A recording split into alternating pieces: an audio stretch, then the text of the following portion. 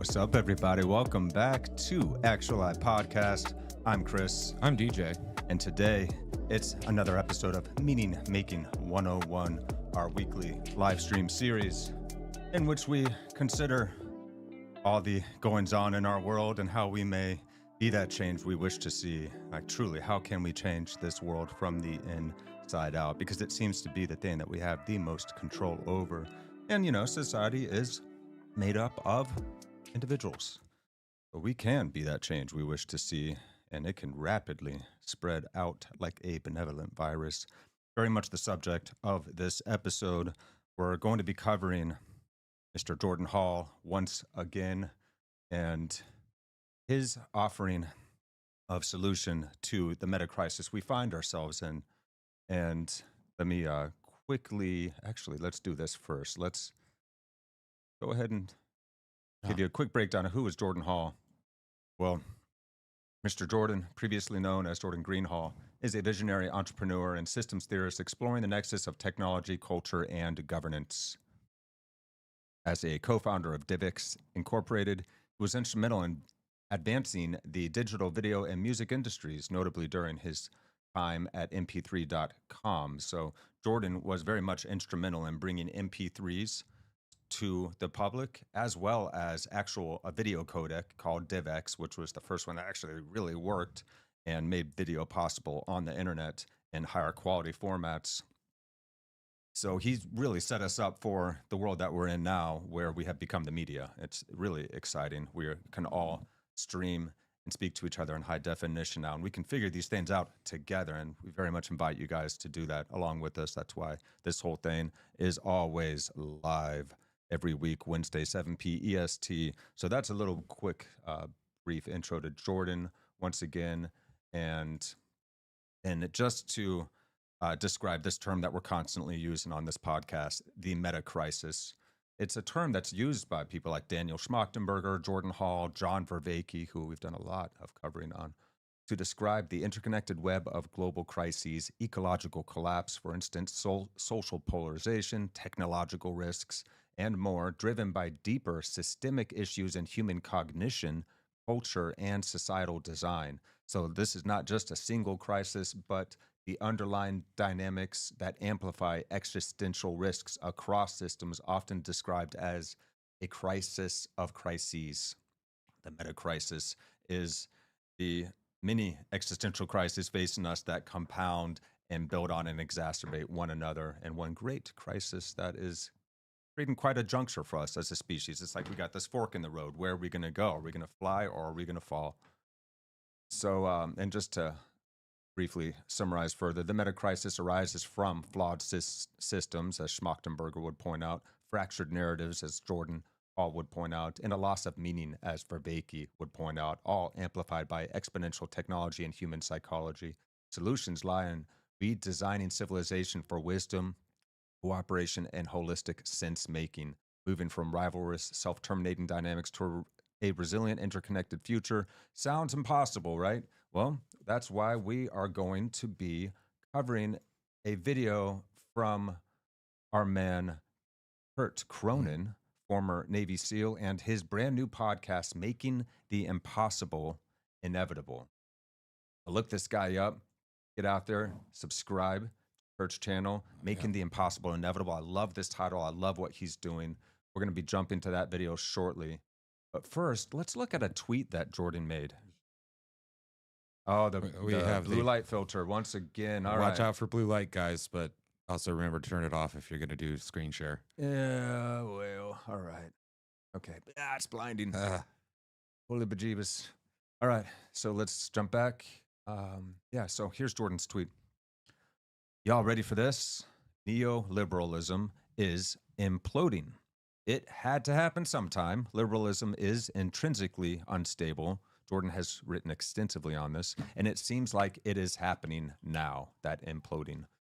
As the neoliberal global order unravels, we will see a bursting forth of older, more fundamental lineages, sometimes called civilization states. Here is the real surprise. civilization states are also intrinsically unstable, and we are rapidly approaching a point where they will also begin to dissolve. Yes, even old integrated ones like China. So when he talks about civilization states, he's talking about places like Japan, like Russia, like China, these very old, long running civilization states. What will emerge is a very, very decentralized set of nations without states, closer to indigenous nations than civilizations, empires brought into coherent coordination by a complex of hyperstructures.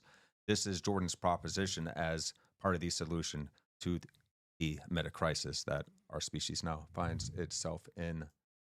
So let's go ahead and let's dive right into it. Welcome to Guy Sinstock's channel, Circling Dialogos with Guy Sinstock. We're just going to cover a couple minutes of this video, but check it out, guys. The link is in the description. And Guy is doing extraordinary work in this world as well, helping to knit the social fabric back together with different styles of dialogue like circling and dialogos. So let's go ahead. We're jumping on in. Let's go. It felt actually pretty crisp. So obviously, let me see, there's two things to say. So first, this is actually the result of a long consideration. The first two parts are things that landed for me years ago, even before I started driving around. So we're talking 2020, 2021.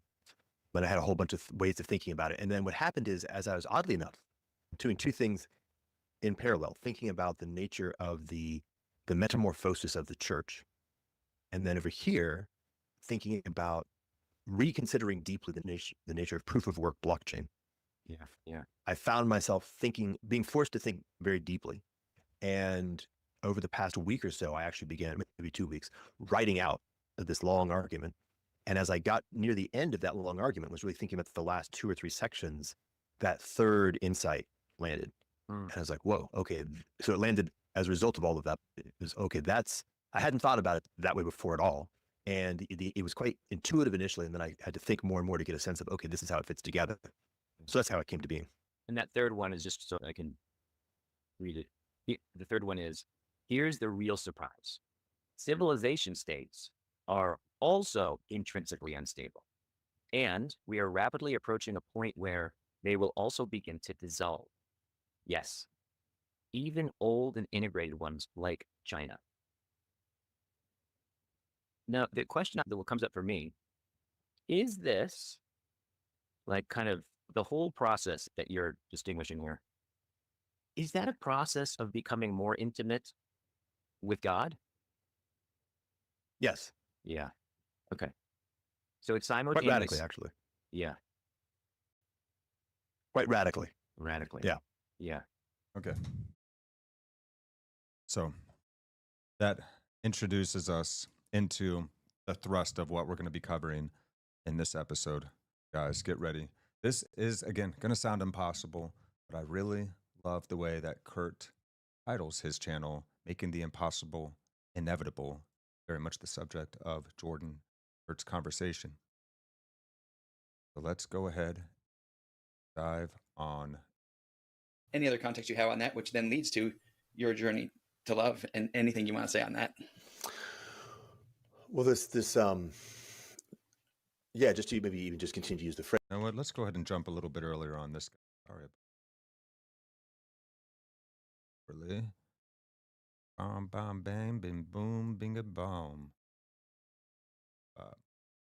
Here we go. So it's unspeakably worthy. I mean, just for everyone that doesn't know Jordan, because I realized I was so excited to drop in, I didn't properly introduce him. Probably the most brilliant human I have met, an incredible thought leader, unparalleled at all forms of pattern recognition in an intellectual concept. And so, to me, what he's sharing is deep and inspiring beyond because of who you are. That challenge is even more insurmountable, to lay down that incredible gift, that incredible intellectual knowledge, that and pattern recognition is. I mean, that's part of why you're shaping how the future looks, because you have the capacity to look, hey, here's what 10 years in the future could look, and can hold that in a brilliant space. And to say, I'm going to surrender all of that out of my deepest desire to be able to commit fully to relationships in a way that I have not, is extraordinary and unbelievably courageous. Yeah, man, I love the fact that we are, in some very distinct sense, like our backgrounds are so distinct. So let's go ahead and just touch on Again, he's speaking on how Jordan has very much sacrificed his mind leading his interaction with reality in favor of a heart-centered awareness. So there's very much a lot of giving up in that process, um, because we are so used, we find security in being able to figure things out intellectually. And he had to let all of that go. And he was somebody that very much autistic in that he had trouble figuring out how to form emotional relationships throughout his life, all the way up into his 30s, until he had a great friend of his share some insights and knowledge and some reading material that helped Jordan then begin to tap in to his emotional being. And he's become the man he is today now, working quite diligently on seeing if we can't steer our civilization and the human species away from the cliff that we seem to be headlong traveling towards. So let's go ahead and let these gentlemen continue now into the subject of infinitesimal courage versus heroic courage. Because we're gonna share a lot of similar sensibilities on the stuff that matters, and yet, you know, the world that's going to look at you and say that's a guy who's got competence is in many cases going to say my competence is irrelevant, and to be perfectly frank, probably vice versa. So right now, what we're doing is we're pointing to the people who would think that our superpowers are really neato, and saying, okay, I'm gonna say listen to Kurt. Kurt has a wisdom that is coming from a very different place, and I'm vouching for it as a kind of critical wisdom. And you just did the same thing in my direction. So there's something going on that emerges betwixt, right? Emerges between something that can only emerge between, and only when you're able to bridge the gap of being very different, that allows that emergence to come forward and to be very, very rich. So, I mean, you just mentioned, like, you've been through some pretty serious journeys yourself, and it's, you know, it's so great. Remember, it's funny, we connected over that essay I wrote on infinitesimal courage. Like, you're actually the poster child. Maybe I wrote that essay specifically and exclusively for you.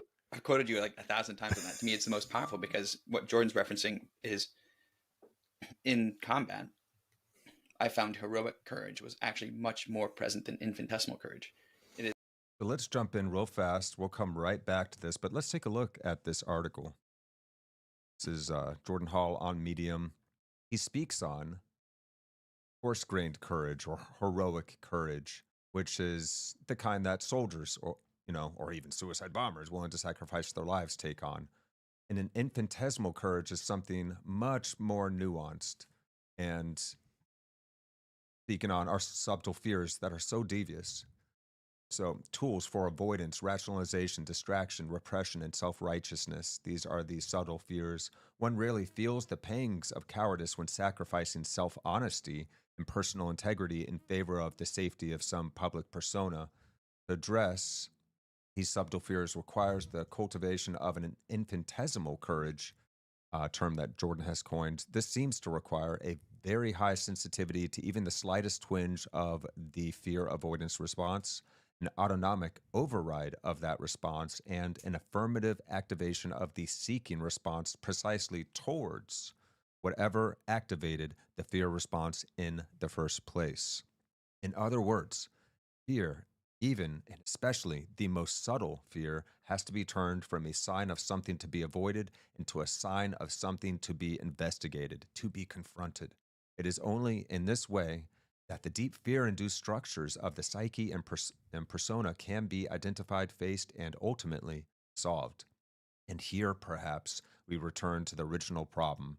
Perhaps the principal challenge of the great transition is not cultivating the courage to fight for some great cause, but rather cultivating the infinitesimal courage to face our own deepest and most subtle fears in the pursuit of our own deep integrity and authenticity. Perhaps it is precisely a society committed to this kind of courage that is necessary and adequate to the 21st century. I love what he says here. So let's jump on back and let these gentlemen now continue. It is actually much easier to be in surrender to a thing and say, I'll give up my life, when it is a very clear delineation between one is right and one is wrong. And the greatest challenge in my life and greatest setbacks have been when I have compromised myself in an infinitesimal way, right? And like, did I have the conversation? My term right now is to the 100%. Did I fully express it all the way, or did I leave gaps that would allow for misinterpretation, that would allow for everything Jordan shared with the degradation of relationship, that would prevent me from doing the thing I actually want to do because I slowly degraded it over a series of iterative, devastating cuts that at the time, none of them felt the frog boiling in water. None of them felt sufficient. But in the end, I ended up facing 180 degrees out from where I ever wanted to be or wherever I imagined I could be. Yeah. Yeah. So this is, I mean, that's such a huge, I'm glad we're talking about that. So if we're speaking maybe for example, to Gen Z, which both of us have a relationship with Gen Z. Deep relationship. And we love and care for it, and our hearts are just shattered by the difficulty that generation has been handed. The image I frequently have is this image of the boys, and they are in fact boys, coming out of the landing craft, charging machine guns on the beaches of Normandy, and the terror of that, and the heroic courage that is necessary to chase that down. Which, broadly speaking, were our grandparents, my grandfather, your grandfather, and to be perfectly frank, my recognition of the distinct lack of infinitesimal courage that those same boys had for the rest of their lives. And the war, and I really do think it is properly understood as a profound war that is present to us now, is one where heroic courage will be necessary, but infinitesimal courage is also now central. It is the core virtue. Mm-hmm. And hopefully this is starting to make some kind of sense, guys, as to why he is suggesting that infinitesimal courage is going to be something that has to become more prominent now. We very much are seeking a way of being, an orientation towards life and our fellow life around us that is akin to what Jesus exhibited for the world. It's that kind of unconditionality of love that is required of us now, and that level of self-honesty and courage in the face of our own failings that is required for us to create the world we wish to see now. But we have control over this. We have more control than over ourselves and how we are in this world than anything else. And if we do become that change we wish to see, I believe that it will rapidly spread like a benevolent virus, as mentioned, through the world. We will popularize this way of being. Well, let's go ahead and allow Jordan to continue now on how we may avoid the inevitable collapse. Let's roll. And so being able to have that 100%, being able to just stand in these very subtle places where your heart, like your child's heart, is not willing to step into the light, where you're not willing to put down your superpower and assume profound vulnerability, where you're not willing to just be wounded in your core. Like that's where all of it's going to be left right now. And it's a tricky business. Well, and the courageousness of the vulnerability that's required in that infinitesimal courage space. Like, I don't understand what you're saying, which means I actually want to connect with you. So I'm going to ask again, because I'm not going to pretend and nod, even though I didn't understand it. I'm not going to pretend I'm in agreement because I'd rather avoid a conflict. My deep past is a people pleaser. And then in the end, that rift grows for a long period of time, right? Because of my fear of not going to be loved if I speak who I am. Therefore, I'm going to pretend to be someone I'm not, which means I can't, which means in the end, I've just delayed and made more catastrophic the inevitable collapse. Yep. And I mean, for me, it tends to be in the direction of a distraction into something where my feeling of competence is higher. You know, I'll route the conversation towards something where I can feel I can get a win. so much more fun to go, you know what, we could use a hammer for this. No, that's absolutely. Yeah, exactly. And that's that. Like, I mean, just to kind of like put it in a sociological experience. You know, right now, I don't know how much attention is focused on the culture war or the political conflicts, but it's a lot. And a lot of attention right now is focused on big political conflicts and people kind of lining up on one side or the other. And they're in some sense trying to replicate the storming of the beaches of Normandy. And of course, it's beautiful that no matter what happens, I'm on the good side and they're on the bad side. Oh, yeah. But that's not actually where any of the real action is. Right. Like, all the things that are happening at that level, and I mean this apropos of your previous point. I mean this from the point of view of like pattern recognition. The things that are happening at the ostensibly big, you know, political, cultural moments, pick your poison, all the things that people have signs and, you know, protest and argue about and get on TV and talking heads and all that. That's all ephemeral. And what I mean is the forest is on fire, the forest is going to burn. It doesn't quite matter exactly which tree burns first or whether the wind blows one way or the other. At a macro level, there's something going on right now in history, and a very large fraction of what's playing out is going to go in a certain direction, and the details, while we will get worked up by them, and by those details, and I don't mean at all to play this out, include people being harmed. Like there will be suffering, but that suffering is not something that we're going to be able to exit from the story. And for almost everybody, and maybe for everybody, but for almost everybody, it is a complete distraction. And the profound work of actually just settling into meaningfulness, settling into what does a meaningful life actually look like? How do I get myself in a context where I'm actually just in real relationships with real people who I have the capacity to love? And I mean this, by the way, very concretely. We can double click on that if you'd like. I spent the last 2 weeks thinking very closely about that. And where, by the way, I'm also being loved, and we're supporting each other, and we know each other, and we can trust each other. We've worked on this question of trust and trustworthiness. Like that's where all the action actually is. And yet, because that requires infinitesimal courage, it's all too easy to just distract yourself up into what is effectively the Super Bowl or the NBA game of politics and culture war up here. Yeah, so it's like both wings of the plane are on fire, and we're still taking sides on every little thing. We're getting a sense of control and a sense of mattering and being a part of a group and on the right side and all of that kind of stuff. But we're not enacting the real change that we need to see in this world for us to survive this impasse we find ourselves now at. We are so close to killing ourselves off here as a species, Well, so I have, I guess, 2 points. The second point I have, I'm going to bring up first, which is the hero thing. There's the heroic courage that that they're but the hero can't be a hero or a hero does not act heroically in that sense all the time. But I think these guys are getting at here is the type of courage that is your everyday, every moment, courage to say, open yourself up to vulnerability, to have an experience with somebody, like if you're really agoraphobic, you can say like, start chit chat at a, coffee shop or something like that. The courage to move forward with that, or the courage not to say you're okay when you're not okay, or not express how you feel when, say you're in a group of whoever has the opposite political or religious affiliation that you do. And they'll say stuff and it really gets on you. You think it's really nasty and you won't say nothing and you'll laugh along. And when they ask you, you'll be like, oh yeah. And you agree. Well, you need courage to not do that. I think this is what they're talking about when they're talking about the infinitesimal courage. Right. And then what was the first point that I was going to say second? Heroic courage versus infinitesimal. Yeah. So when it comes to, the super bigification of the political sphere and the political divide, I think it's a way for us to simulate courage, like you said, like another, D-Day, storming the beaches in Normandy type of thing, but for people who aren't doing that and who may not have the heroic courage to do that. I think that's why you see a lot of LARPing of different political.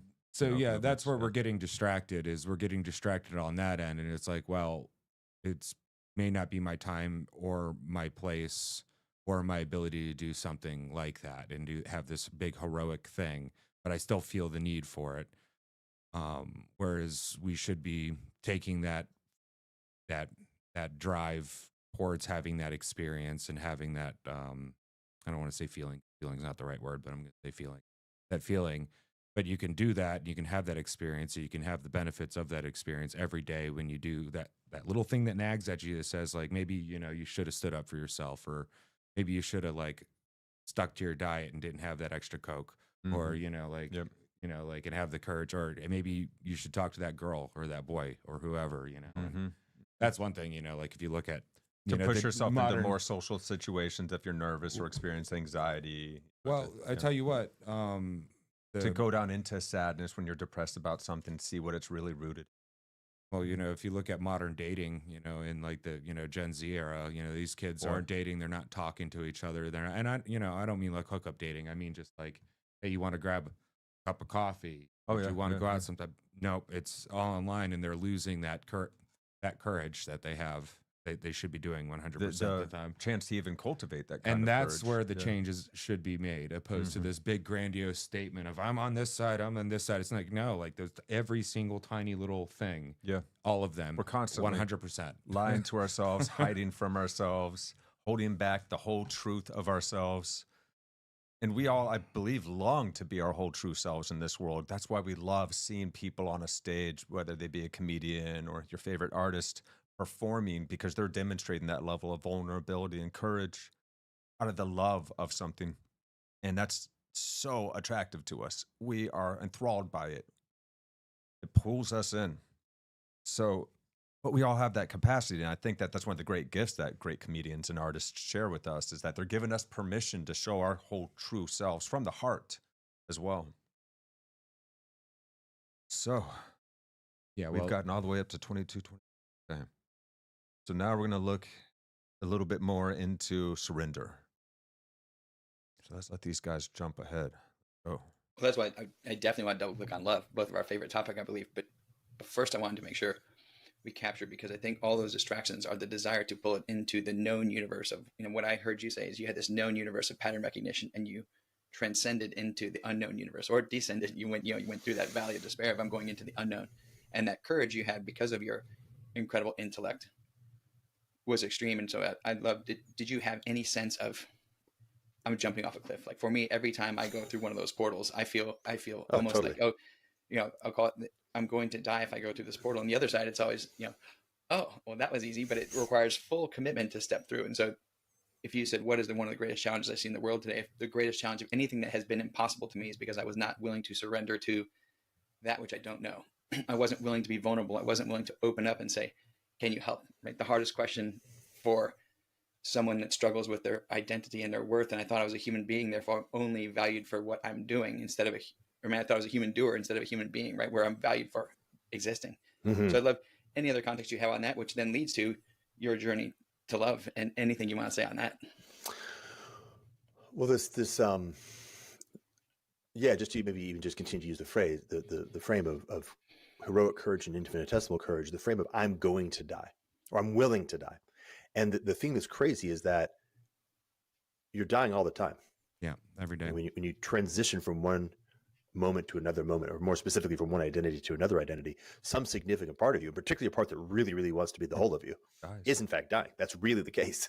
And so one of the reasons why you avoid going through those portals is because that fear of death is before you. And you actually have to take the heroic sensibility of, I'm going to surrender that fear of death and put that aside and step into the thing that I now know is necessary. In spite of it, irrelevant. Like I'm rendering that no longer the thing. And as you said, you step through that portal and then you go through and by the way, the reality is that some part of you does die.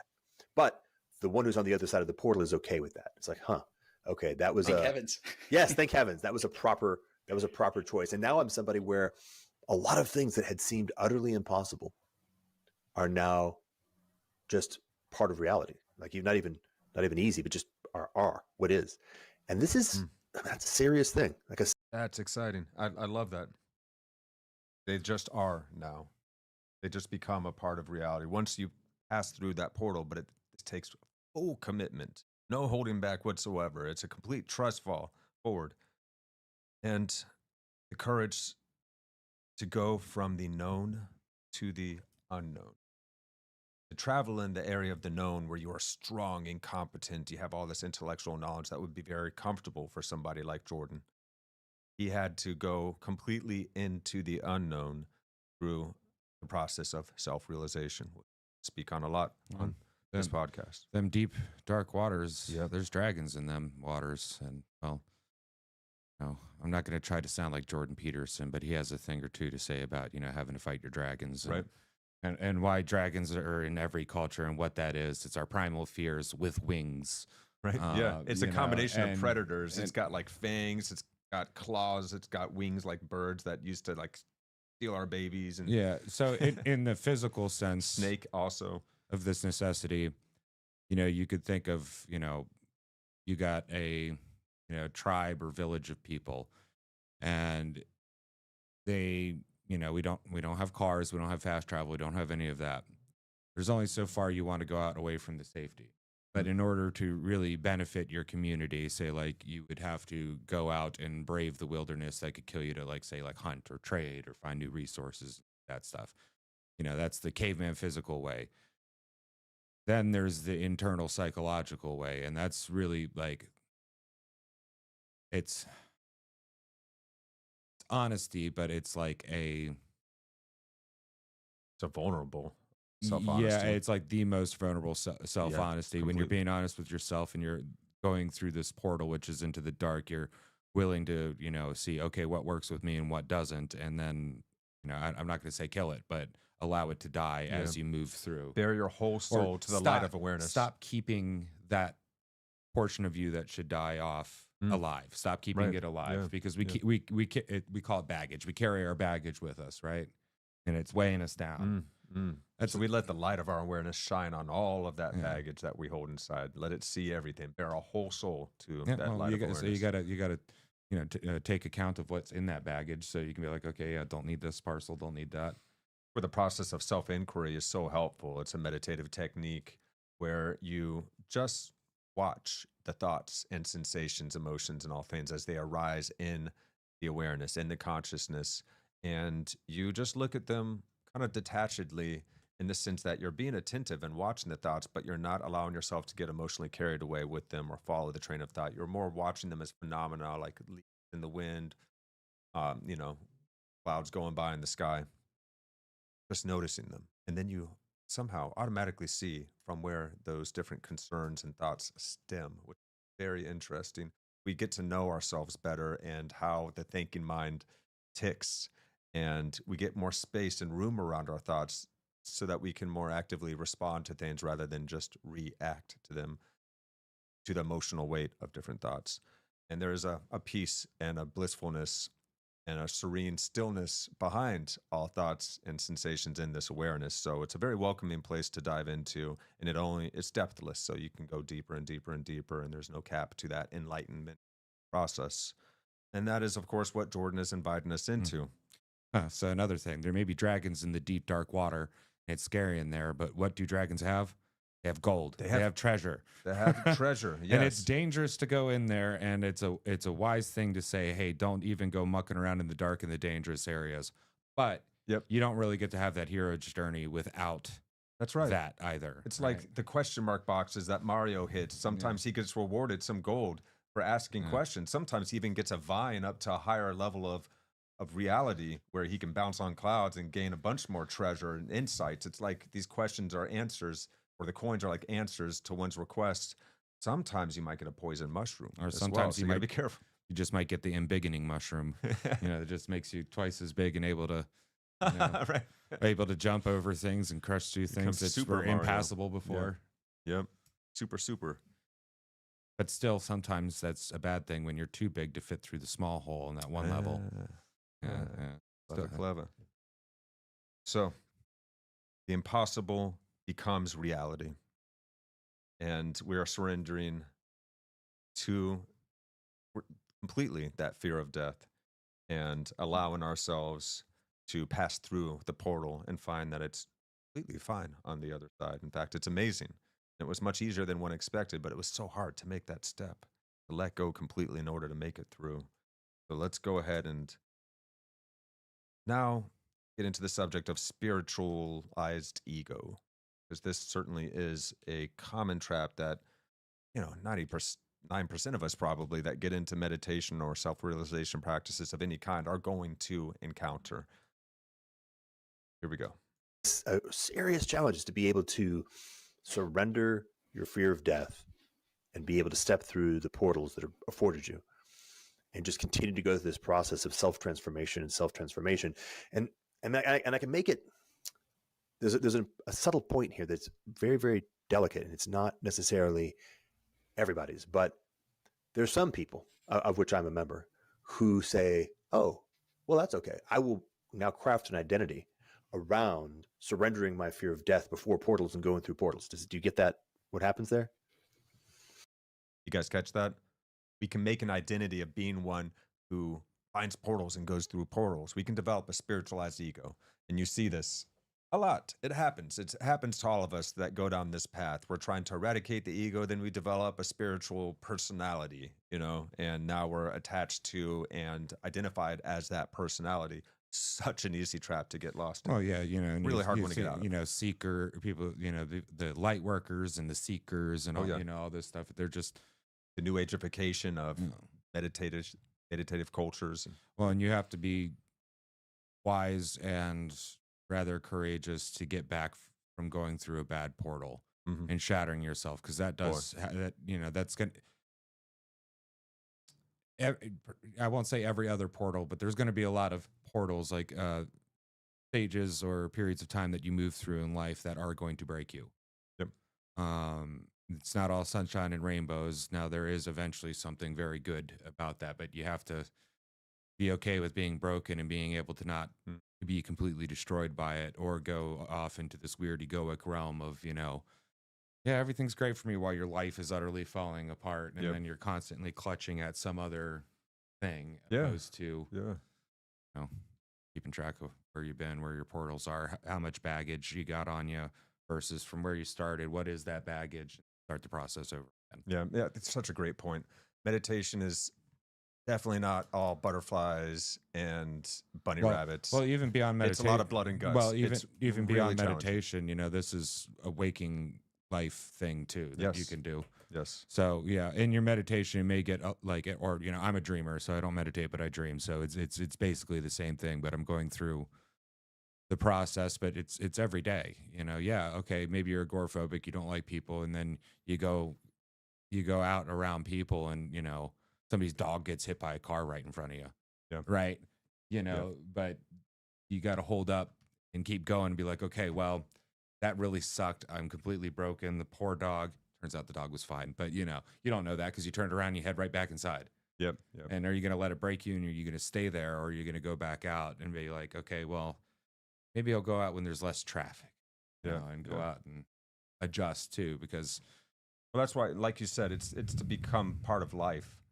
And so, meditation isn't just sitting on a cushion and being present for 20 minutes or whatever. It's that is what you do so that you can situate yourself or familiarize yourself with that orientation, with that presence, and carry it on through life. That's why self-inquiry is such a really helpful and powerful way to get through the self-realization process, because you can do it at any time, and it just takes a millisecond to inquire into the thought. Whose thought is that? And then you'll see the mind tell the story, the ego tell the story about itself. That's whose thought it is. It's you. You're this guy that's been through all these experiences and likes these things. But of course, that's just an idea in the head that's appearing to awareness.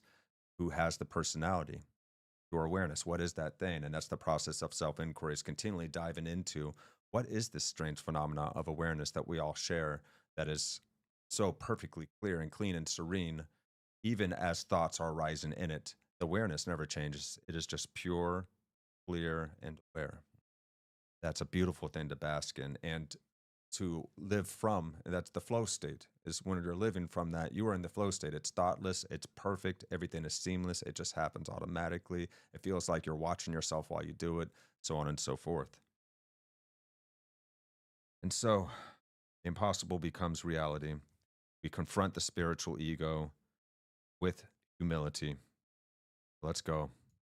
I can play it again so I can fully rock it. Yeah. So like level 1, I'm a reasonable, rational, competent person. I lay that down. I surrender that identity. I go through the portal. I grow into a deeper, richer person. Fair enough. Oh, level 12. Not that I'm a reasonable, rational person, but I'm in fact a person who surrenders his identity, lays it down, and goes through the portal.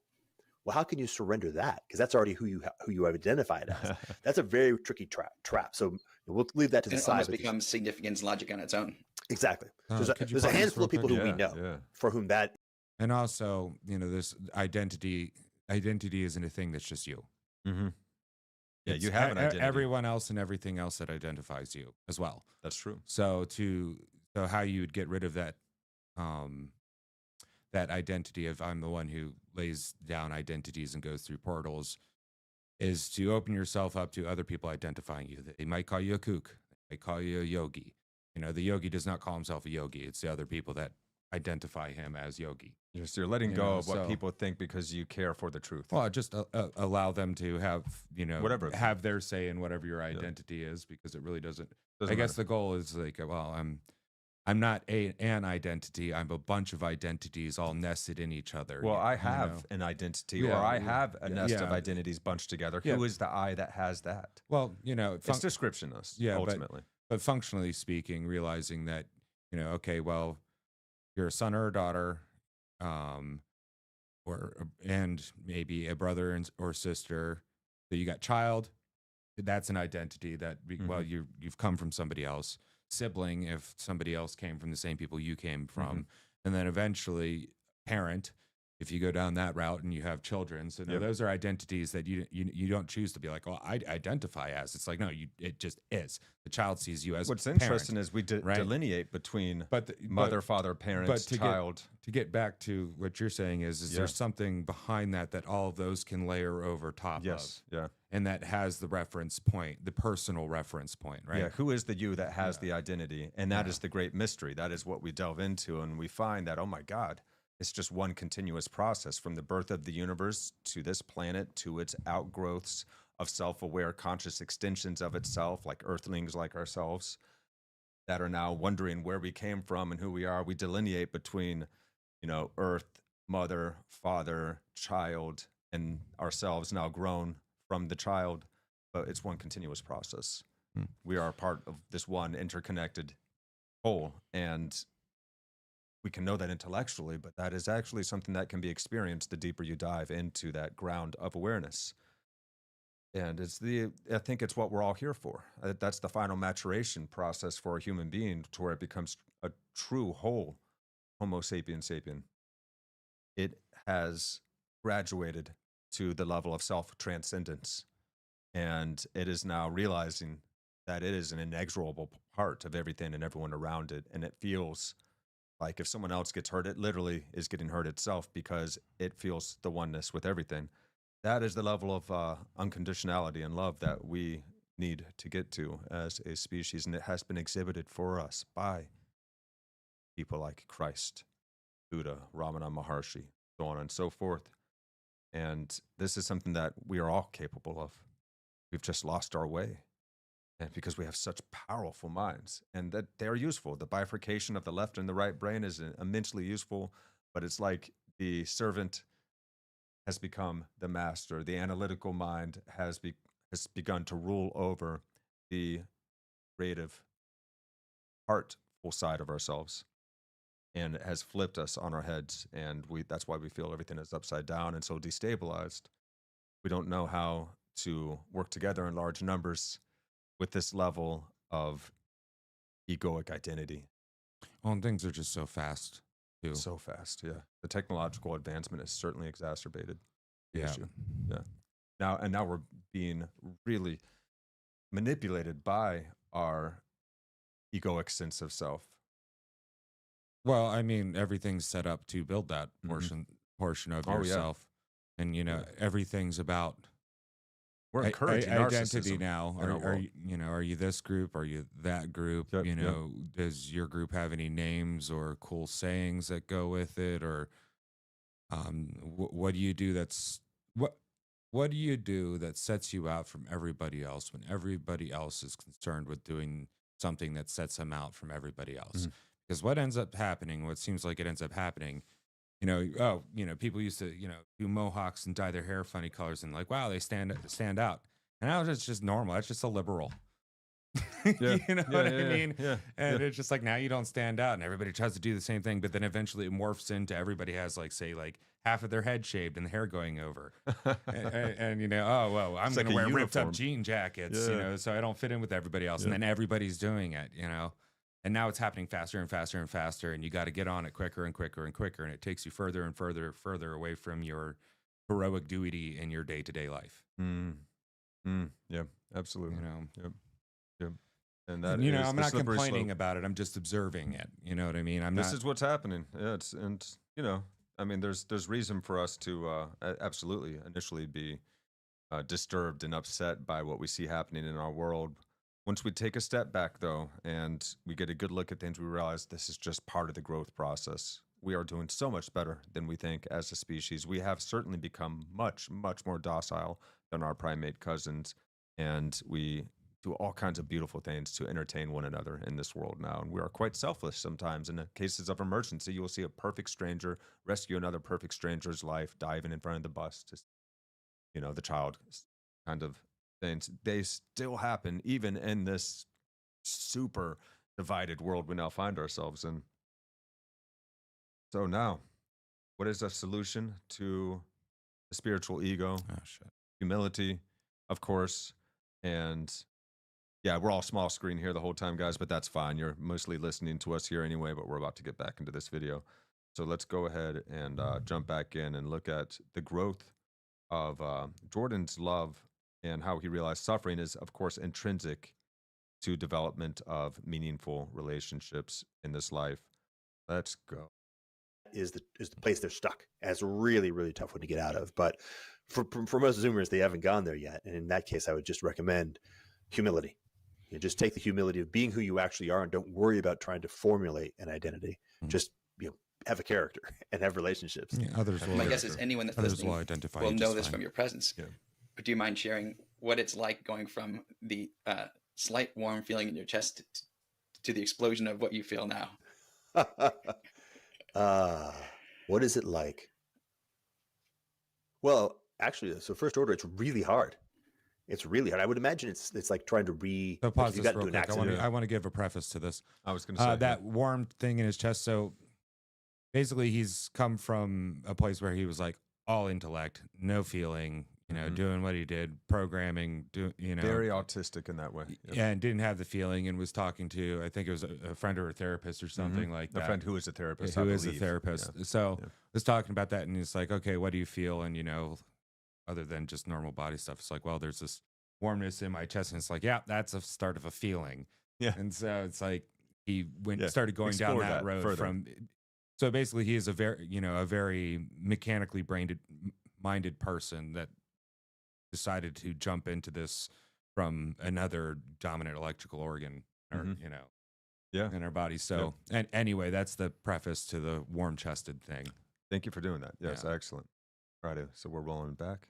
And you've lost, say the ability to walk, and you're going through physical therapy and having to regrow nerves and have to rebuild muscles. I mean, it's excruciating, to be perfectly honest. Particularly when you the proper time to do that is when you're 2, 2, 3, 4, somewhere in there. Yeah, so developing your initial emotional sense of the world, he didn't get to do until he was in his 30s. But following that, through the process of self-realization, he experienced this glowing rush of love that he now lives through. So you can really go all the way here, fam. And so when you're doing it when you're 50 or whatever, 42, Second best time is now. Yeah, exactly. The second best time is now. But you get very well acquainted with grief. And you get very well acquainted with the fact that suffering is not just not to be avoided, but is intrinsic to growth. And it's a beautiful thing as well when you get underneath it. And the cross is a representation of suffering and Yes. understanding, Yes. roughly speaking. So, it's the point where they meet. And, sometimes, yes, it is suffering that sucks. It's physical suffering. And sometimes it's, like we've mentioned before in the show, the suffering that is dukkha or dukkha, which is the off-kilter wheel. Yeah, the unbalanced wheel threatening to shake itself apart, suffering. So both and. Meaningless suffering is a totally different kind of Yeah. thing than suffering. Oh, That yeah. distinction's an important one to land. But then, of course, you begin to realize that there's just the scope of relationships that you can get into, like the quality, the intensity, it actually is the fabric out of which meaning is made. So Wow. to live a meaningful life is to be able to enter into love, right? Go back a little bit on So that. to live a meaningful life is like the quality, the intensity, it actually is the fabric out of which meaning is made. So to live a meaningful life is to be able to enter into love, right? Loving relationships, meaningful relationships with people, persons, and so what it feels like is that life is worth living. Life is worth living. Not just that I want to survive because that's, I guess, what you do. Life is worth living intrinsically, deeply, resonantly.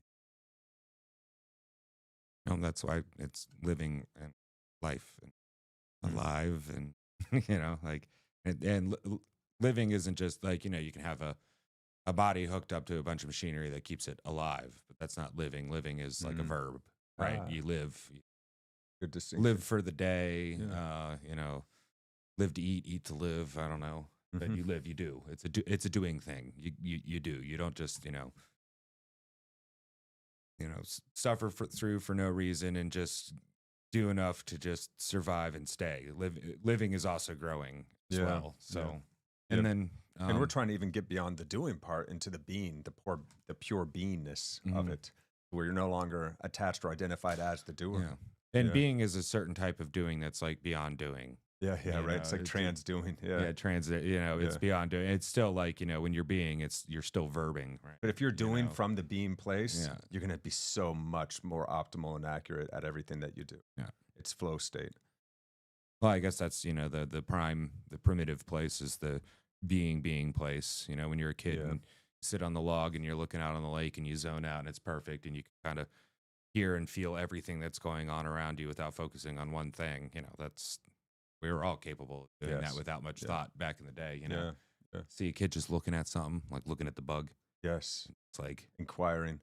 Yeah, not to do anything with it, but just out of pure curiosity. And that's the way that we look Yeah. at our thoughts when we're meditating or inquiring into one sense of self. Mm. You're looking with that kind of curiosity without an expectation or an interest in any kind of resolution coming about. You're literally just looking at those ants on the leaf like the child, just out of fascination and curiosity. So with a sense of wonder. And J.D. Krishnamurti said something, was in one of his talks, said something about, like teaching kids instead of like, no, don't look out the window, look up here. Instead of teaching like that, it's like, oh, well, you want to look at the bug. You're looking at the bug. Well, notice its legs and go deeper and notice its wings and notice how it moves. Notice and the texture every of it. little piece. Yeah, Well, yeah. in self-inquiry, that's kind of what you're doing with yourself. Yes. You are the bug that you're looking at. And that being mode is the attention mode. Mm-hmm. You're Mhm. paying attention. And Yes. attention is precious. That's why we say paying attention. Yes. Yes. Yeah. Right. Well said. And that's why when we sin, that's an archery term. It means that we are missing the mark. We're falling short or we're a little off to the side. We're not fully present. That's the way you make a good shot in archery. You have to be fully present and then let go. So it's the same process here for us. Let's go ahead and let these gentlemen continue. Life is worth living. So now we're going to learn about moving from head center to heart center. Aliveness. That's intense, by the way. Like, it's weird. So when I moved here to Black Mountain about 2 years ago, about 6 months in, I'm sitting there talking to my wife, and I'm like, there's a weird experience I'm having, and I think I finally figured it out. I think this is what it means to be home. Like, I've lived 52 years, and I've never actually felt what it feels like to be home, and now I feel it. 10 years ago, 11 years ago, it's more or less the same thing. I actually had to like go stand out on the deck and stare at the ocean for like 2 hours. It's like, I actually know what it feels like that life is actually worth living, as opposed to I'm just surviving, and surviving is just the nature of how reality is, and I've chosen not to turn that off. It's like, no, life is actually worth living. Like, the feeling of that is a qualitative thing. I mean, to me, you just described the most unbelievable journey, and I always say it's the furthest 12 inches in the universe are from head center to heart center, right? From logic into heart center. And to me, you just beautifully described that transition. That transition. Yeah. So, so let's go the opposite direction for a second, because I think I want to spend a little time building some tools for love, because I think it's how do I say it? Well, no, I'll just do it. Okay, so we're going to get into that in just a moment here, guys. Let's do a quick check on our time. And hey, what's up, Ninja Bat in the house? Welcome, brother. What is react? What is react? That means we're reacting to a video on It's one of those else's channel. stupid things you do for the algorithm, and sometimes it works and sometimes it doesn't. It's also to let people know Yeah, that we're covering something.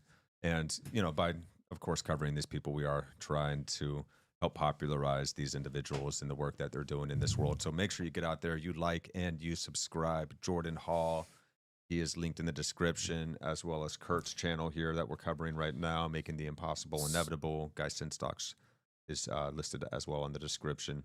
So make sure you give these men- guys some likes and follows. Let's help this stuff spread. Yeah, he mentioned a life worth living, Right. and getting that feeling. And the past few episodes, we've been talking about value and what is value, and like the idea of value being a Primordial, a fundamental. a universal primitives, or Mhm. so much like how we think of gravity. So now you have a value shift, and there's always value, but there's a shift of what's Oh, yes. valuable, and he had a value shift there. Yes. Because the analytical side of yourself is going to value different things than your emotive, feeling, experiencing part of yourself. Sure. And ideally, there should be a balance, what's the word? Not best or great, optimal, an optimized position that you can experience life through. That's both. Because you Yes. need to think about In it. an but you need to- opponent process, reciprocal kind of Yeah. relationship. Sometimes you need to be more up in the head. Sometimes you need to be more in the heart. But if you spend too much time all down in the heart, you're going to be You a got to weeping calibrate. mess. Yeah. To tune in to reality, to respond adequately to various moments, situations we find ourselves in. That's very well put. Yeah. So tools for love and orders of love. This is where Jordan speaks on Thomas Aquinas. Go ahead and jump on. Let's go. There was a kerfuffle in the social field, I think about 2 weeks ago, about this term that I'd never heard before. I think it's called orders of love, or amoris ordanis, something like that. I think medieval, what's his name? Thomas Aquinas wrote it down. And it's basically, how do you properly order your loves? Like, what's the right kind of priorities to set? And there's a big fight about it. Because broadly speaking, as our culture tends to do, it ended up getting polarized into what is Team Red's version and what is Team Blue's version, and how do they throw shit at each other over the wall. So here's the thing that came from me thinking about this pretty deeply, actually. And it's, we, and by we I mean, I think most people alive today, like, even, doesn't matter west or east, but most people alive today really don't have any idea how to love. It's like and this is why. This is what I mean. Love requires intimacy, and intimacy requires vulnerability. And to be able to achieve both vulnerability and intimacy, but I mean skillfulness, being able to actually be intimate, not to be invited into intimacy, but to actually be able to participate in it. Funny, my daughter does not like as funny much example here when I rub her back as she likes it when her mom rubs her back. Because I have calloused, rough hands, and my mom has gentle, soft hands. My wife, her mom, has the capacity to be intimate in the category of rubbing her back that is greater than mine, by the sheer fact of the physicality of my hands. Right. Just imagine this scene. Right, so you're born. Okay, so here's a scene that Jordan's going to play out for us now. So metaphor time. Let's go. As an infant, you're born. And you're born into a context where every human being you know, and every human being you ever will know, is capable of profound intimacy and profound vulnerability with each other. Mm. And that's been the case for all of them as well. Wow. So okay, that's deep. Okay, so imagine you're an infant, and everyone you will ever know is capable of profound intimacy and profound vulnerability with each other. Is capable of profound intimacy and profound vulnerability with each other. And that's been the case for all of them as well. That's been the case for all of them as well. Imagine a world like this. So it is rare beyond comprehension to encounter anyone for whom love is not a primary, fundamental, unconscious Automatic capacity of profound skill. Mm. And so as you're growing up, every encounter you have, you're encountering with somebody else who has an open, rich, tender heart and cares for you utterly deeply. Everybody you've ever met in your entire life, that is the primary tone of your experience. And so therefore, as you're going out into the world and suffering the ordinary suffering of being a human, you're held in that envelope, which means that you're able to drink in the fullest possibility of the suffering that you're encountering to develop an even richer capacity to be in a relationship with other people. And handle that suffering better. That's the base case for being able to love other people. Now compare that to our lives. In our lives, we're on the receiving end of 10, 20,000 years of not having anybody have that as their experience. And we're on the receiving end of people being forced from 2,000 generations to give up almost everything about their capacity to love in order to be able to survive. Yeah. Well, And, yeah. and this, okay, sorry, I focus. Well, what do what do you do with the free riders and the murderers and the pillagers and people who are going to naturally have that tendency because they don't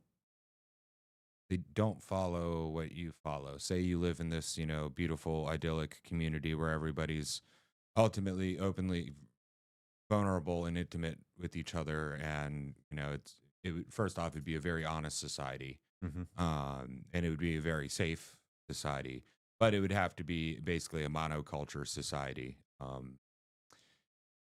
as humans are now, right? Because if you have too many opposing views, it falls apart, right? Yeah. But then imagine somebody comes in who doesn't share that and will lie and cheat, steal to the people who open themselves up, and then it's kind of like the what was that movie where nobody in this world could lie until the one man figured out he could lie. Oh, I don't know if I've seen it. It has, I think it's Ricky Gervais in it. Okay. But basically, yeah, hilarity ensues because it's a comedy movie. But the reason why we haven't been able to have this is, well, first off, I don't think this value started with humans. If you look at early, religious histories of peoples and their traditions, it's more paranoid and not trusting other people and not opening up and disclosing to other people. Maybe within your very small group, Yes. but definitely not with the group that's over there on the other hillside that you are competing with for the same materials and space. That is the challenge we find ourselves in, because and- in the Dunbar limit of 100 to 200 people max in a community, we can actually develop this. Well, we have the potential to develop this kind of a culture. Once you start adding more and more people into the mix, it becomes much more difficult, and that is literally what we're having to figure out how to do right now on a global level. Well, I think we can get the best of both worlds, right? Yes. If you start And with, I think that's what he argues for here. Yeah. if you have this intentionality within your family, and you raise your family like this, so when you're an infant and your family is like this, then you learn how to be, but then your family safely can teach you how the world is, because the world is not all just sunshine, rainbows, and puppies. There's dragons and snakes and death and destruction and dishonest people that are going to lie to you, and they're going to pretend to be your friend. But But if you're in one of those cultures, say, and then that that person from the outside comes in, the sociopathic sort, wants to stir up some trouble, I believe you can much more adequately handle those kinds of people, however that needs to be handled. This is very much reminded me of the story of Prince Arjuna in the Bhagavad Gita, where he has to fight his own brothers, his own family, and these different armies that are all turning on each other. This whole family and all these kingdoms have turned on one another. They're killing each other's civilians, women and children, and Arjuna, the prince, has to make this horrible decision, and he has to learn how to still be a warrior while having love in his heart for those that he has to fight, that he does not want to fight, but he has to protect the innocent. Yeah. And I guess it's, not confusing love with the emotion we feel in some circumstances of love. You know what I mean? Because love can be harsh, and Yes. But yes, you're right. Yeah. So, love can lead to harsh outcomes that must be done, and if you don't do them, could you say that you really had love? Right. Right. That's why I don't. That's why I don't subscribe to the completely pacifistic mindset. Now, mind you, I'm very pacifistic myself. I don't want conflict and want that, but you better believe, if you wage war with me and we get to that point, I am going to destroy everything. Right. That's why I don't believe in war either, because war, rules of war, whatever. Right. If the entire other side and everything's dead over there and nothing will grow ever again, that's the end of war. Right. Yeah. And I don't want that. Yes. But sometimes you gotta have the big stick. You still got to be able to roll. Because if you don't protect the people that are your charge to protect, your community, everybody's got to hold the shield up and be part of the shield wall. If you drop yours and be like, "Oh, I'm a pacifist, I can't," and then everybody gets killed, where you at? Did you really love them? So sometimes you have to be. You have to be able to channel the monster. This is why you see Buddhist monasteries also having a warrior monk with a big heart on his shield. That's what we should try to be. That's it. Yeah, the warrior monk. Yeah, absolutely. The peaceful warrior. Yeah. Yeah. So so I don't really disagree with what he was saying, but I had to have it's an important aside. Yeah. Yeah. It's because this is, of course, a very great challenge that is being presented to us here. And there, of course, are those nuanced details that we have to learn how to deal with from the heartful place rather than the pure logic cutting off from emotion place. Yeah. So I, you know, with this little metaphor that he made, I would agree that if you do this in the family, Mm-hmm. the kids will be much better off, and then you get a community and a society Yes. that yeah. has closer. You to find these other values. families that are Yeah. akin to what Well, you're and hey, achieving with your own. You build communities. You let it spread out. If it works, you'll be successful, and other people will want to do it too, right? Right. Right. That's like the definition of successful and Yes, right. You yes. know, is if other people want to do it If too. this and it works well for survival, Yeah. even better than the other ways, then Yeah. yeah, it's naturally going to be taken up. Now you can't force it. You can't be like, you're going to love your neighbor. No, you have to inspire it. You Yeah, have to yeah, inspire it. You yeah. have to live it and let that example be the inspiration for others. But it works Yeah. in a beautiful way. You know, we still talk about that Jesus guy 2,000 years later. Well, and He even left such an impact on our psyche. and even the people who don't talk about it still talk about the things that Jesus, you know, that Jesus guy and all the people following. Everybody's that Jesus motivated guy. by the values that he introduced to us in Western culture too. Everyone here that's trying to look out for the little guy, well, that's something Jesus actually brought to the world. And you could say that all of history and culture has led up to that point for that mindset to be spread Yes. globally. Yes. You know, like you wouldn't have Jesus if you didn't have, you know, the Jews before Jesus and then the people who were before the Jews that ended up becoming the Jews. Yeah. And you wouldn't also have all that without all the other traditions and paganistic people Yeah, that moving came before. through, getting rid of their old gods for new gods and testing out and figuring out Right. which works. Because, you know, gods, you know, small g gods weren't, you know, like super long lasting. Their names changed all the time. Their attributes changed all the time. They Good luck finding a combined, they got consistent mixed, portfolio. They you became know, like- amalgamations of different gods so together. And it was humans figuring out what is really actually going on with this universe, our place in it. we covered Martin That Shaw. all led up to this idea Yes. where, you know, because like somebody 600 years ago does not think the same way you do. Absolutely We have not. way too Yeah. many newer referential things Yep. than they do for us to even properly communicate. It's Mhm. like, you know, oh yeah, just, you know, give them a call. What the hell's a call? Like you're going to yell 200 miles away? No, I'm going to give them a call. Yeah. Oh, we don't know that. It's, you know, We don't like know that thing no yet. reference at all. Remember when Martin Shaw talked about Christianity as like the ultimate perfection of paganism, or it's like the final form of paganism? That's very much what you're speaking to. Well, yeah, definitely. You know, it all grew up. And as humans change how they observe the universe, they change how they worship their place in it. Our conception of God grows up with us. Yeah. It's like God truly becomes more apparent to us, but it is this infinite source. So of course we're never going to know it perfectly and completely. There's always going to be more to learn about. We are growing God as God grows us. We are in a co-creative dance. Yeah. Because, you know, nothing in this universe is not God. Now, I'm not God, but nothing that's in me is not God. Mm-hmm. You know, if you believe that the universe was created. If you're an atheist, I'm sorry, like I get it. But, you know, if you believe that there is the ultimate of ultimates that encompasses everything, there's nothing outside of that. Well, then everything inside of that, there is no outside of that. So everything created was created from within that system. Mm-hmm. So therefore, And if you don't like the word God, call it the underlying creative flux or whatever. The froth, as Zach Stein spoke of in the last episode. keep talking about and thinking about these ideas, and eventually be calling it God. And you know, who knows? You might convert to a Christian. We always get back to that. Yeah, the word God is just so loaded with different ideas and impressions that it's a tricky word for people sometimes. Well, how do you we're talking about the one, the source, the all, the cosmos. how do you name how do you name the unnameable thing, because it is not a thing? Yeah, right. That's right. It's not It's even the source of an all it things. or a he or any of Yeah. that. We, you know, there's attributes we call he, God the Father, but beyond that, It's way beyond that. it's beyond Yeah. thingness. Yeah, absolutely. Yeah. It is the source of thingness, But anyway, pure yeah. creative source. And it seems to be pure love as well. Well, that's the deal. That's the Holy Ghost that's in you. That's that's the love. Where's the love? It's there. It's in you. In everything. It's in all of us. You just got to remember, right? Amen. All right, so we're jumping back here now, guys, and we're going to get into, well, allow Jordan to go further into that 10 to 20,000 years of fearful survival. And we'll just let the gentleman continue on. Roll. Specifically on your cast.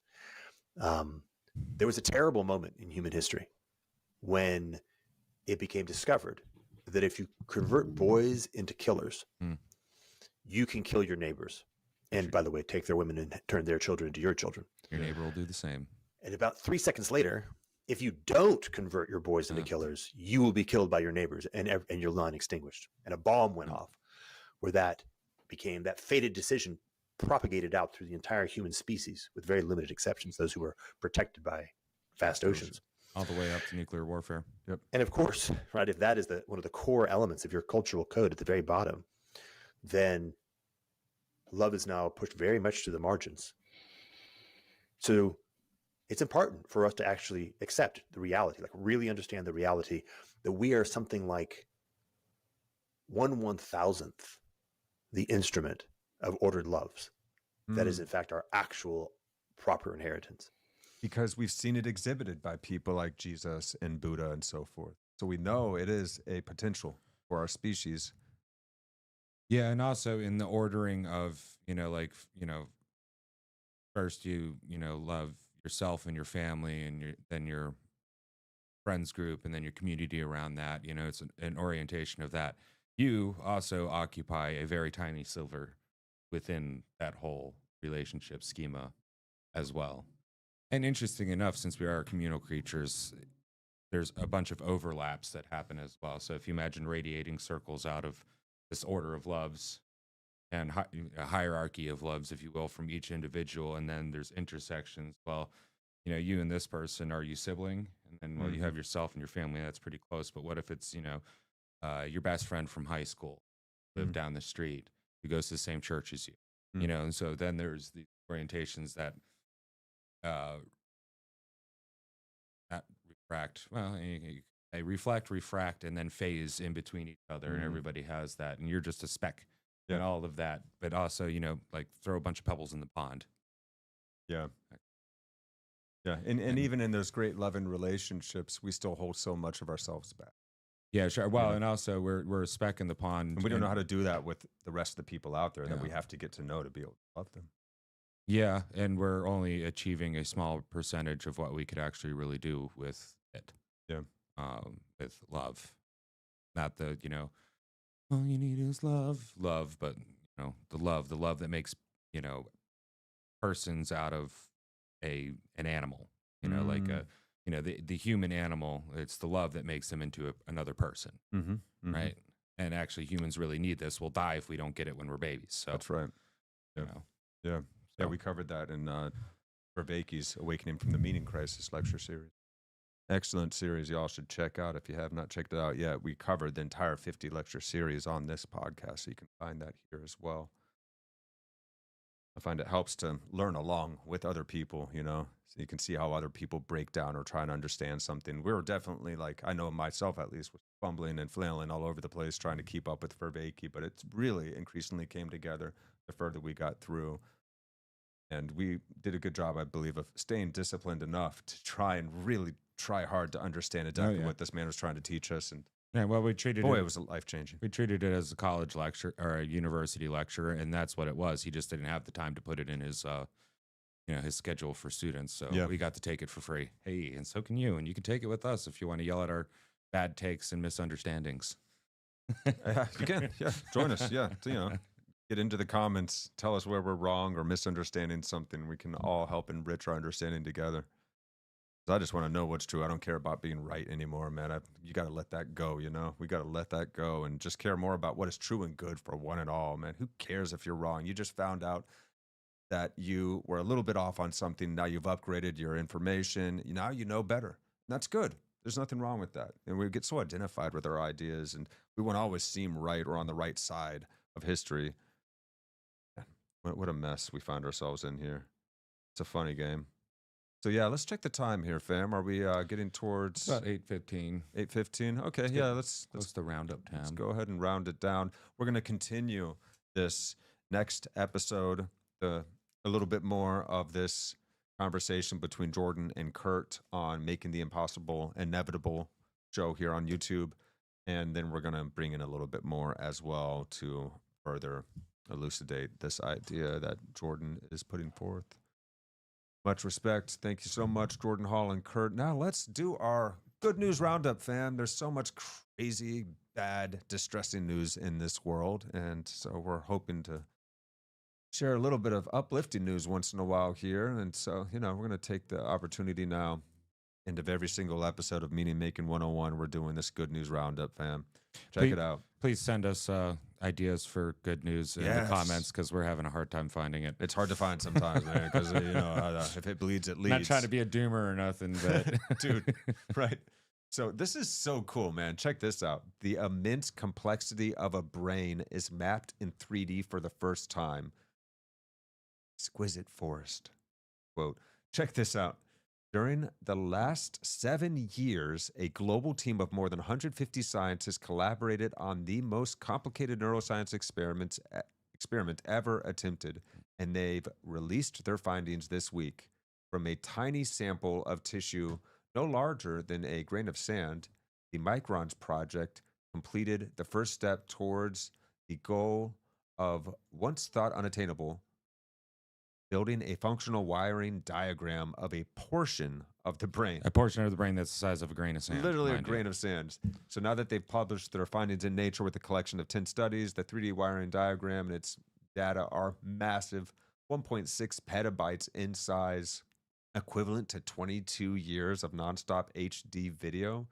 They offer a never-before-seen insight into the brain functions and organization of the visual system. Research started at Bayer College of Medicine, where scientists use specialized microscopes to record the brain activity from a 1 cubic millimeter portion of a mouse's visual cortex while the animal watched various movies and YouTube clips. What the heck? Oh my God. So they took the same cubic millimeter of the brain and shaved it into more than 25,000 layers, each 1/400th the width of a human hair, and used an array of electron microscopes to take high-resolution pictures of each slice, equivalent to 22 years of nonstop HD video in that tiny little cubic millimeter of a mouse's brain. This is insane. Was that in the mouse's brain, or did it start? Whoa. Dude. Inside that tiny speck is an entire architecture like an exquisite forest, said Clay Reed, PhD senior investigator, and one of the early founders of electron microscopy on connectomics, who brought this area of science to the Allen Institute 13 years ago. It has all sorts of rules of connections that we knew from various parts of neuroscience, and within the reconstruction itself, we can test old theories and hopefully find new ones that no one's ever seen before. Yeah, so This is why they say there's more connections in the human brain than there are objects or atoms in the entire known cosmos. That's insane. Well, I don't know about atoms. I believe it is actually atoms. Well, you'd have to have enough atoms in the human brain to make those connections. No, there's more those connections between. All the neurons can be as many as it wants to make. So look at it. That's dense. Yep. So that's blown up from a grain of sand. Those are color coordinated pathways between them. Yeah. And it's like, I wonder what portion of the brain they got this from, and what was the responsibility of that portion of the brain. And I guess like another question asked is like, was this a typical healthy brain of your average mouse, or was it distressed in certain conditions? It is a lab rat, so they're a little bit genetically It is messed watching with anyway. YouTube videos too. So it probably was distressed. Was this one of them humanized chimera mice that we experiment on all the time, but we don't have chimeras? No, we don't. Yeah. But this is actually really good news, and this is really exciting. Well, because now, and also this is a computer and imaging breakthrough as well. Now we have the computer power and the imaging power to actually allow us to see it in a gross form, where we can see structures and shapes from it, and not just have super basic data that barely shows anything. Our resolution is getting higher, which means our understanding is going to get higher, and our computers are going to get better. And now with AI continuously getting better, you can have self-improving systems to look into this, and we'll actually be able to figure it out faster than we can. Yeah, and really figure out what makes somebody like a psychopath or a sociopath. You know, I wonder if you can shave even thinner layers and get more resolution and more connections, or if that's as far as they need to go. Well, frankly, the holy grail would be able to get scanning down to that where you can leave the brain intact and watch it while it's alive. Right. Yeah. How do we do that? And well, you know, we're already getting, you know, closer and closer to doing that. And you know, we just need more musicians and artists to get their brains scanned, and then more mathematicians and stuff to get their brain scanned, and then get a equipment operator to put one of those brain scanners on while he's doing that, and then somebody playing baseball and somebody just sitting there on the toilet, and you know, do all those things so we can see how the brain Dude, it looks lights up. like a city or something, doesn't it? Almost like a multi-layered, or like one of them 3-dimensional like galaxy map type Dude, this things. is in I games. think I've explored the city in Cyberpunk. Ah, right. Oh yeah, that little cluster down there. There's a gas station down there, man. That's where you take your car and to get it painted up, so get away from the cops or whatever. Yep. Okay, so next up, guys. This one's cool. Researchers discover new mechanism for rapid liver regeneration to restore damaged livers. What good news. That's awesome. That's great. I hope this does not encourage you all to go out there and think you can drink yourselves into oblivion. Oh, there's Good a luck lot of getting access there's to a this lot of tech things that destroy your anytime soon, livers, but it's so. coming. So yeah, researchers at the National Cancer Research Center in Spain have just discovered a mechanism that is triggered just minutes after acute liver damage occurs, and it could lead to treatments for those with severe liver problems. The avenues for future treatments of liver damage include a diet enriched with the amino acid glutamate, which you can buy yourselves, fam. Glutamate supplementation can promote liver regeneration and benefit patients in recovery following I don't even know how to say that, or awaiting a transplant. Of course, it depends on how far gone one's liver is, but this can at least slow the degradation. The liver is, of course, vital, crucial to digestion, metabolism, elimination of toxins. It does have the unique ability to regenerate, which allows it to replace liver cells damaged by the very toxins that these cells eliminate. However, the liver does stop regenerating in cases of diseases that involve chronic liver damage, cirrhosis, things like that. So activating liver regeneration is key, and so that's where the glutamate comes in. That's awesome. What a great news. And MSG is good for you? What? No, I know. Not that one. I know. And MSG isn't as bad as they made it out to be, but you still don't want to Some do people too have much. an allergy to it. My father actually does. They get the flush. He gets crazy migraines. Yeah. So yeah, the amino acid glutamate is what you're looking for, not monosodium glutamate, fam. And next in our good news roundup, last but not least, this is a good one. Rescuers relieved to find pilot and 2 children that survived a crash landing on a frozen Alaskan lake. They always report when the people, sadly die, but they don't report when they survive. Fearing the worst after a prop plane was reported overdue for landing in Alaska last Sunday, search and rescue volunteers were relieved when news rang out that all 3 passengers had actually survived. The pilot and 2 children of elementary and middle school ages survived a crash landing on a frozen surface of Tustamina Lake and walked until they were seen. Must have been a big lake. The story first broke Sunday night, Monday morning. This was just a couple weeks ago, I believe, or a few weeks ago now. The story first broke, blah, blah, blah, blah, blah. Yeah, when they realized that the sightseeing trip did not land when it should have. John Morse, the father of the missing pilot, told CNN affiliate Alaska's news source that his son's cell phone sent its final ping at about 5 p.m. Sunday evening over that lake. Alaska's news source reports that a National Guard and state trooper search and rescue operation was augmented by volunteers from the community, with one family friend posting a notice for help on Facebook that was reshared 420 times.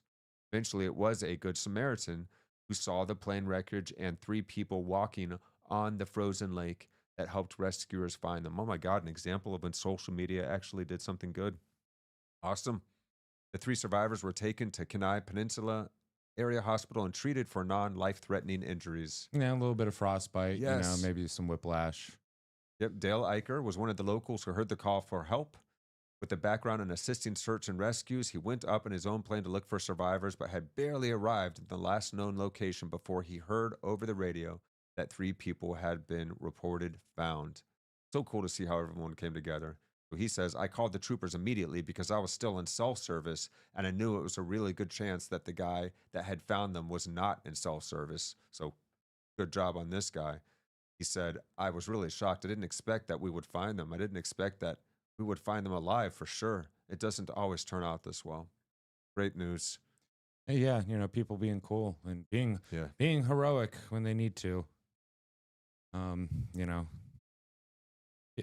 everyday heroism, it works for you. You don't need the big flashy stuff and hold up the sign and be a part of the masses that don't think. No. Sorry, activist types, left or right, but Really? that's not everybody's fight. Yeah, anyway, keep up the good fight. Good news was good. Good news is always good news. Absolutely. Yeah, it's a nice palate cleanser after every week of the tumult of bad news that we all see. Everything going on in the world. It does certainly seem like the sky is falling and the world is crashing down in on itself. So let's be proactive and let's be a part of that change we wish to see, fam. We can indeed change this world from the inside out. This has been Meaning Making 101, our weekly live stream series where we look at all the crazy stuff going on in our world today and we try and make sense of it together. So thank you guys so much for joining us, learning together. Let's do quick comments here because I do see a few from Ninja Bat. Thank you, Ninja Bat, for joining us. So what % of our species currently are awakened and seeking enlightenment? Interesting. Currently are awakened probably less than 5%, maybe a 1% if we're lucky. Seeking enlightenment a lot more. I guess let's hope that that's at least a good 20%. I guess it depends also on what you know, like what you characterize as awakened and seeking enlightenment, because you know, there could be people say seeking enlightenment that don't realize that's what they're doing. They just, you know, say they're failing a lot more, but they're still driving towards it. They're trying to find some semblance of truth in this world and meaning in this world. I think it's probably less than 5% because like this, you know, being awake, well, being awake and like being able to have the experience to be educated enough to, well, so you have to be literate so you can actually like read or understand the conversations that's been going on for thousands of years, you know, philosophy and all that. You also have to not be constantly thinking about hunger and thirst. Yep. And, you know, so basically you have to get Maslow's hierarchy of needs taken care of before you can self-transcend. For most of the world, most of their day is not spent on such highfalutin ideas. At least not actively, but still everybody goes through their like, you know, okay, well, you know, or even very grounded human life ideas that, you know, self-inquiry and meditation helps us too. Yeah. So I would say it's probably a smaller proportion than you think of people who are going through this process actively and looking into it and going through it. And that's mostly just because life is really freaking hard. Yeah. And the days are really, really short when life is hard. So, but it is definitely growing in popularity. Oh, yeah. Vervaeke discusses that the mindfulness revolution, for instance. Technology has really helped because it vast majority of people on this planet now do have enough food to not immediately be dying. There might be more of us seeking enlightenment now than at any point in history. Yeah, per capita. Probably. I agree with that, but it's still a small number. It's still too small because a number. The day-to-day is still tough. Yeah. And it's probably, we're also right where we're supposed to be at as far as that number is concerned, because we are in the midst of this process. I would probably say, you know, 0.5 to 1% are truly really getting into it. And those are the people that we're seeing, like, you know, forming communities of people talking about this stuff. And then when you meet a random person who's also into this stuff, that's probably like 0.5%. And then maybe 100th or 1,000th of a percent are truly enlightened beings. Those are quite rare, but you do see the ones them. that are far enough along the path that, from our perspective, they feel enlightened. Those are like the great people that we look up to and that are really impactful within our age. And there's Martin Luther only King's, a Mother handful Teresa, within an age, you know. And I would consider, you know, the Vervaekes and the Petersons and you know, the Jordan Halls. Yeah, and we're getting more of them and more of them now because, well, just communication's so much easier. They can network, they can host events and do things that encourage more people to network. And every once in a while in your own life, you might meet a, so to speak, Buddha at the gas pump. Someone that is incredibly humble, and so sweet and present. And there's something about them that just gives you this great feeling inside whenever you're around them. We do run into these people sometimes. They do exist around us. They are, of course, few and far between. Well, But some would they call them are, like I believe, angels or other propagating. things I like believe that it is too. spreading. That's a good thing.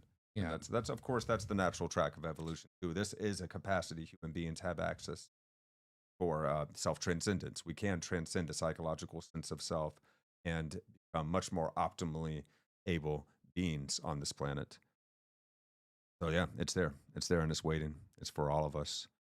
So, hey, guys, thank you so much for joining us on this episode of Actuali Podcast and our special live stream series, Meaning Making 101. We do this every week, 7 p. EST. We're on Facebook Live. We're on X. We are on YouTube. We are on Twitch. And we are also on all the podcast platforms. And so go ahead and smash that like and subscribe and throw those comments down wherever you please. Thank you guys so much for doing so, because that helps the algorithm. That helps this work reach more people. So join us, throw down your thoughts and questions. We're happy to share them on the next episode if we see anything pop up on this video. We will see you guys next time. Peace out. It's about that time. Let's dance our way out of here. Yeah. Oh, yeah. Oh, now. Wait for the drop.